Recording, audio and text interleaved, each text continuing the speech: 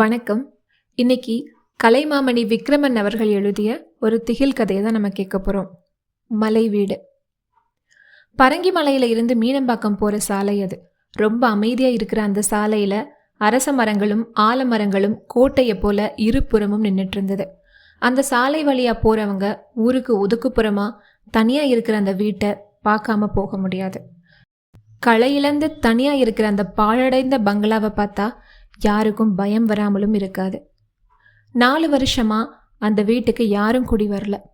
அந்த சமயத்துல தான் சென்னை மெடிக்கல் காலேஜில் 1ஆம் ஆண்டு சேர்ந்தான் நம்ம கதாநாயகன்.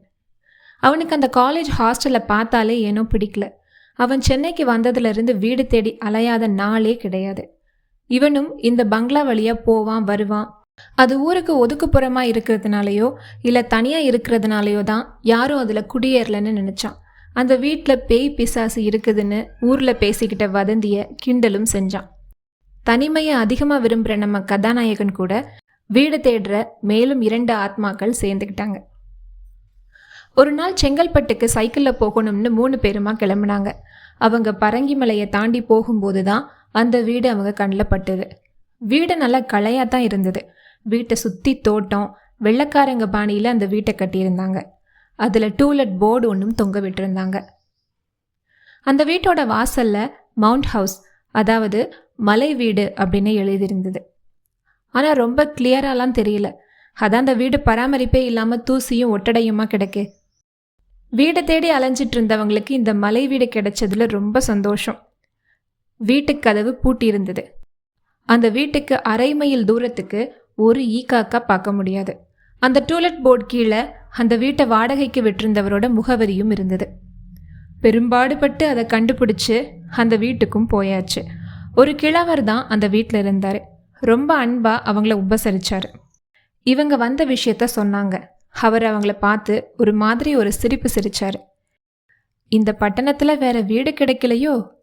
ஏன் சொல்கிறேன்னா, இந்த வீட்டில் 4 வருஷமாக யாருமே குடியிருக்கல. அப்படி குடியிருந்தவங்க ராத்திரியில் யாரோ பாட்டு பாடுற மாதிரி இருக்குதுன்னு சொல்கிறாங்க. அதனால் பேய் பிசாசு எதுவும் இருக்கும்னு பயந்துட்டு அந்த வீட்டை விட்டே போயிடுறாங்க. இந்த வீட்டை விலைக்கு வாங்கினப்போ நான் கூட ரொம்ப அமைதியாக தனியாக இருக்குதுன்னு தான் வாங்கினேன். ஆனால் 1 வருஷத்துக்குள்ளே என் வீட்டில் இருந்த ஒவ்வொருத்தரும் நைட்டு ஏதோ பாட்டு பாடுற சத்தம் கேட்குதுன்னு சொன்னாங்க. எனக்கு ஒரு மகன் இருந்தான். அப்போது அவனுக்கு 22 வயசு. அவனும் இப்படி தான் சொல்லிட்டு இருந்தான். ஓடா பைத்தியக்காரான்னு அவனை கிண்டல் பண்ணிட்டு அந்த விஷயத்த அப்படியே விட்டுட்டேன். ஆனால் ஒரு நாள் காலையில் அவன் செத்து கிடந்தான். எப்படின்னே தெரியல. அவனுக்கு போஸ்ட்மார்ட்டம் பண்ண டாக்டர் கழுத்தை அழுத்தி கொலை செய்யப்பட்டிருக்கான்னு சொன்னார். என் மகனை இழந்ததுக்கப்புறம் அந்த வீட்டில் ஏதோ துர்சக்தி இருக்குதுன்னு தெரிஞ்சு போச்சு. வீட்டை வாடகைக்கும் விட்டு பார்த்துட்டேன். அந்த இடத்தையும் அந்த வீட்டை சுற்றி இருக்கிற தோட்டத்தையும் பார்த்து நிறைய பேர் வாடகைக்கு குடி வந்தாங்க. ஆனால் யாருமே 1 மாதத்துக்கு மேலே அந்த வீட்டில் இருக்கல. அதுக்குள்ளேயே காலி பண்ணிட்டு போயிட்டாங்க. அப்புறம் ஒரு வெள்ளைக்கார குடும்பம் வந்துச்சு. இந்த வீட்டை பற்றி ஆஹா ஓஹோன்னு புகழ்ந்தாங்க. இந்த வீட்டை கொஞ்சம் பழுது பார்த்து தர சொன்னாங்க. நானும் செஞ்சு கொடுத்தேன். அந்த வெள்ளைக்கார குடும்பத்துக்கு சந்தோஷம் தாங்க முடியல. ஒரு நாள் அந்த வெள்ளைக்கார துரை என் வீட்டுக்கு வந்து, இந்த வீடு ரொம்ப நல்லா இருக்கு, நைட்டு நல்லா காற்று வீசுது, நடு ராத்திரியில் அழகாக ஒரு பாடல் சத்தம் எங்கிருந்தோ கேட்குது, நல்ல நல்ல கனவுகள்லாம் வருது அப்படின்னு வாயார புகழ்ந்தாரு. எனக்கு ஒரு பக்கம் சிரிப்பாகவும் ஒரு பக்கம் பயமாகவும் இருந்துச்சு. அந்த வெள்ளைக்காரர் அந்த வீட்டை விலைக்கு கேட்டார். நானும் மறு பேச்சு பேசாமல் வீட்டை விற்றுட்டேன். அந்த வீட்டை விற்று பெரிய பாவம் செஞ்சுட்டேன். அந்த வெள்ளைக்காரர் தன் மனைவியும் குழந்தைகளையும் விட்டுட்டு ஒரு நாள் செத்தே போயிட்டாரு. அந்த துரையோட மனைவி இதுக்கப்புறம் நீலகிரிக்கு போயிட்டா. போகிறதுக்கு முன்னாடி இந்த வீட்டை என் மேற்பார்வையில் விட்டுட்டு வாடகை வந்தால் அவள் பேருக்கு அனுப்ப சொல்லிட்டு போயிட்டா. ஆனால் ஏனோ எனக்கு அந்த வீட்டில் யாரையும் குடி வைக்க மனசே வரல. வாடகைக்கு வர்றவங்கள நான் குடி வைக்கிறதும் இல்லை. நீங்கள் இப்படி ஊர் விட்டு ஊர் வந்து இந்த வீட்டில் மரணம் அடைய வேண்டாம். பட்டணத்திலேயே வேற நல்ல வீடாக பார்த்துக்கோங்க அப்படின்னு அந்த மலை வீட்டோட கதையை சொல்லி முடிச்சாரு அந்த கிழவர். இவனோட வந்த நண்பர்கள் அந்த கிழவர் சொன்னதை கவனமாக கேட்டுட்டு இருந்தாங்க. இவனுக்கோ சிரிப்பு தாங்க முடியல. நான் ஒரு மெடிக்கல் ஸ்டூடெண்ட். இந்த பிசாசு, மோகினி, துர்தேவதைகள் இதிலெல்லாம் எங்களுக்கு நம்பிக்கை இல்லை. உங்கள் பையன் அதிகமாக சாப்பிட்டுட்டு நைட்டு புரண்டு படுத்திருப்பான், அதனால் இறந்துருக்கலாம். அந்த வெள்ளைக்காரர் அதிகமாக குடிச்சிருப்பாரு, அதனால் மாரடைப்பு வந்து இறந்து போயிருக்கலாம். எலும்பு கூட்டோடையும் இறந்து போன பிணங்களோடையும் கொலை செய்யப்பட்ட மனிதன் உடலோடையும் பாடம் கற்றுக்கிற எங்களுக்கு இதிலெல்லாம் பயம் கிடையாது. நாங்கள் தைரியமாக இருக்கோம், நீங்கள் அதை நினச்சி பயப்படாதீங்க அப்படின்னா. அவர், அப்பா, இந்த காலத்து பிள்ளைங்களுக்கு பயம் இல்லை தான், ஆனால் நான் அந்த வீட்டை வாங்குறதுக்கு முன்னாடி ஒரு பெண் அந்த வீட்டில் இறந்து போயிருக்காளாம்.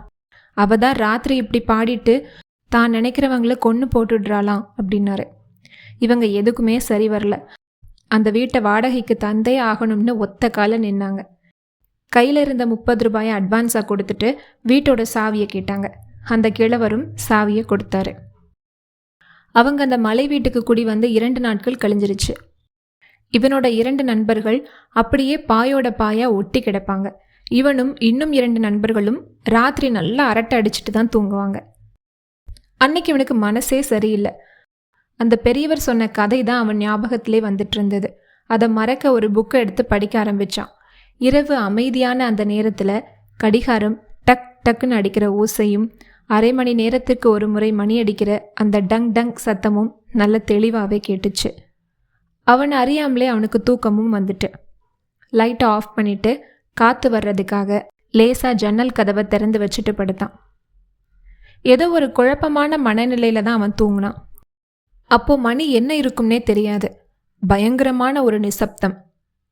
அந்த அமைதியான சூழலை கிழிச்சிட்டு வர்ற மாதிரி தூண்டிற் புழுவினைப் போல், வெளியே சுடர் விளக்கினைப் போல் நீண்ட பொழுதாக எனது நெஞ்சம் துடித்ததடி அப்படின்னு மெல்லிய குரல்ல ஒரு பாடல் சத்தம் கேட்டுது. இவனோட நண்பர்கள் நல்லா கொரட்டை விட்டு தூங்கிட்டு இருந்தாங்க. இவனால படுக்கையை விட்டு எழுந்திருக்கவும் முடியல, கண்ணை மூடவும் முடியல. வர வர அந்த பாட்டோட சத்தம் ரொம்ப பக்கத்துல இருந்து கேட்குற மாதிரி இருந்தது.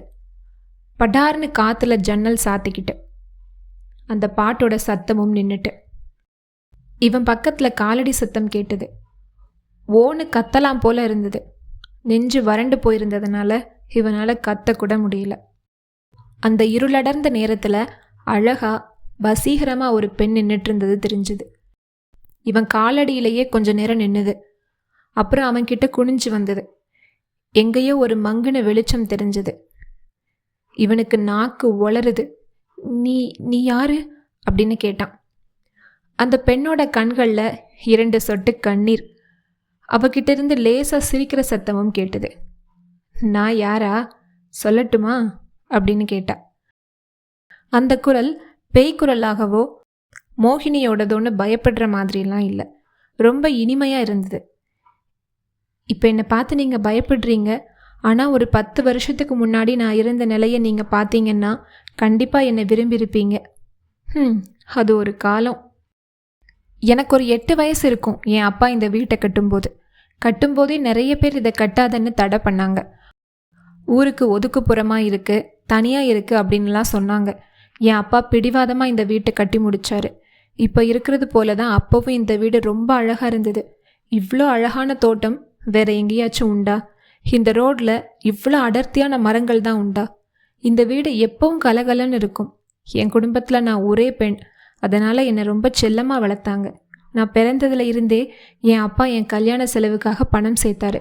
என்னோட 16வது வயசில் கிட்டத்தட்ட 20,000 ரூபாய் என் கல்யாணத்துக்காக மட்டுமே சேர்ந்துச்சு. எனக்கு அப்பா வரன் தேடினாரு, சரியா அமையலை. எனக்கு செவ்வாய் தோஷமாம். அது என்ன தோஷமோ எனக்கு தெரியல. அப்பா பார்த்த ஒரு வரன் கூட எனக்கு பிடிக்கல. என் அண்ணன் கூட ஒருத்தர் எங்கள் வீட்டுக்கு அடிக்கடி வருவார். ரொம்ப அழகாக இருப்பார். அவர் கையில் எப்பவும் பாரதியாரோட கண்ணன் பாட்டு புத்தகம் இருக்கும். நான் ஒரு நாள் அந்த புத்தகத்தை வாங்கி படித்தேன். நான் ரொம்ப இனிமையாக பாடுவேன். என் பாட்டை கேட்கவே அவர் தினமும் வீட்டுக்கு வருவார். தூண்டிற் புழுவினை போல் பாட்டைத்தான் எப்பவும் பாடுவேன். எனக்கு அவரை ரொம்ப பிடிச்சிருந்துச்சு. வீட்டுக்கு தெரியாமல் நாங்கள் சந்திச்சுக்கிட்டோம். எங்களுக்குள்ள காதல் உண்டாச்சு. அப்பா கிட்ட சொல்லி அவரையே கல்யாணம் பண்ணிக்கிறது, இல்லைன்னா யாருக்கும் தெரியாமல் ஓடி போகிறதுன்னு முடிவு செஞ்சுக்கிட்டோம். இதுக்கிடையில தான் இந்த பாழா போன ஜுரம் வந்து என்னை படுத்த படுக்கை ஆகிருச்சு. அது நாளுக்கு நாள் அதிகமாகிட்டே இருந்தது. என் அப்பா எத்தனையோ டாக்டரை கூட்டிகிட்டு வந்து பார்த்துட்டாரு. ஆனால் 1 மாதம் வரைக்கும் காய்ச்சல் என்னை பாடா படுத்திட்டு தான் போச்சு. நானும் கொஞ்சம் கொஞ்சமாக பழைய நிலைமைக்கு திரும்பினேன். அவரை பார்க்கணும்னு எனக்கு ஆசையாக இருந்தது. என் அண்ணன்கிட்டையே அவர் ஏன் வர்றதில்லைன்னு கேட்டுட்டேன். என்னை நல்ல வழிக்கு திருப்பணும்னா ஒரே மாதத்தில் எனக்கு கல்யாணம் செஞ்சு வச்சிடணும்னு என் அத்தைமார்கள்லாம் பிடிவாதமாக இருந்தாங்க. நான் முடியவே முடியாதுன்னு சொல்லிட்டேன். ஆனால் எனக்கு கல்யாண ஏற்பாடுகள் பலமாக நடந்துட்டு வந்தது. உண்மையான காரணத்தை என் அண்ணன்கிட்டயே சொன்னேன். அவன் சிரிச்சுட்டே, உன் காதலன் ஒருத்தட்டையும் சொல்லிக்காம ஊரை விட்டே ஓடிட்டான்னு சொன்னான். நான் மனசை மாறிடுவேன்னு அவன் அப்படியே சொல்லியிருக்கான். விடிஞ்சா கல்யாணம். இரவு முழுக்க யோசிச்சு பார்த்தேன். இந்த உடலும் உயிரும் இனி யாருக்கு? ஒரு நிமிஷம் யோசிச்சேன். யாருக்கும் தெரியாமல் தோட்டத்துக்கு போனேன்.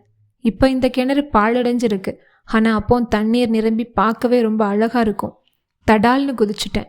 2 தடவை மேலே வந்தேன். கரையேறலாமான்னு முயற்சி பண்ணேன். முடியலை. மூழ்கியே போயிட்டேன். அவ்வளோதான் தெரியும். அப்புறம் 1 வாரம் கழித்து எனக்கு உயிர் வந்தது. நேராக வீட்டுக்கு வந்தேன். ஆனால் என்னை யாராலையும் கண்டுபிடிக்க முடியல. என் அப்பா கிட்ட போனேன், அம்மா கிட்ட போனேன். எல்லாரும் என்னை நினச்சி அழுதாங்க. அழாதம்மான்னு சொன்னேன். அவங்களுக்கு என்ன அடையாளமே தெரியலை. பகலில் எங்கெல்லாமோ சுற்றி திரிவேன். பொழுது போகாமல் நான் காதலிச்சவரை தேடி அலைஞ்சேன். என் மனசில் இருக்கிறத யாருக்கிட்டையாச்சும் சொல்லணும்னு நினச்சேன். ஆனால் இந்த வீட்டுக்கு குடி வந்த எல்லாருமே என்னை பார்த்தா நடுங்கிறாங்க. நான் யாருக்கிட்ட என் கதையை சொல்லலாம்னு போகிறேனோ அவங்க என்னை வேண்டான்னு தள்ளி விடுறாங்க. கோபம் வந்தா நான் அவங்க கழுத்தை அமுக்கி அப்படின்னு அந்த உருவம் அவன்கிட்ட நெருங்கி வந்தது. அவனை அறியாமலேயே ஓன்னு கத்திட்டான். என்ன என்ன என்னாச்சு அப்படின்னு அவன் நண்பர்கள் வந்தாங்க. எல்லாரையும் கேலி செஞ்சனா ஏமாந்து போயிட்டேனே, நல்ல பெண் மோகினியப்பா அப்படின்னா. நல்லா சொன்ன, பெண்ணாவது மோகினியாவது. இந்த வீட்டை வாடகைக்கு விட்டவன் அளந்த கதையை நினச்சிட்டு தூங்குனா மோகினியும் வரும், மோகமும் வரும். போப்பா போய் படு அப்படின்னா ஒரு நண்பன். தூண்டிற்புழுவை போல் பாட்டு கேட்டுதே, அது எப்படின்னு கேட்டான். சரிதான் போ, நேற்று பாரதி விழாவில் ஒரு சிறுமி பாடினாலே, அந்த பாட்டை ராத்திரியெல்லாம் நினச்சிட்டு படுத்திருந்தியோ என்னவோ. உன்னை போல உள்ளவனுக்கு ஏற்ற கதையத்தான் அந்த பரங்கிமலை ஆசாமி சொல்லியிருக்கான் அப்படின்னா இன்னொரு நண்பன். சரி, இந்த மலை வீட்டில் இருக்கிறதா வேண்டாமா அப்படின்னு கேட்டதுக்கு, போய் படுப்பா, காலையில் பார்த்துக்கலாம் அப்படின்னா வேறொருத்தன். அப்பதான் சூரியனும் உதயமாகறான். இதோட இந்த கதை முடிஞ்சது. கதை எப்படி இருந்ததுன்னு கமெண்ட்ல சொல்லுங்க. அடுத்த வாரம் இன்னொரு சிறுகதையுடன் உங்களை சந்திக்கிறேன். நன்றி.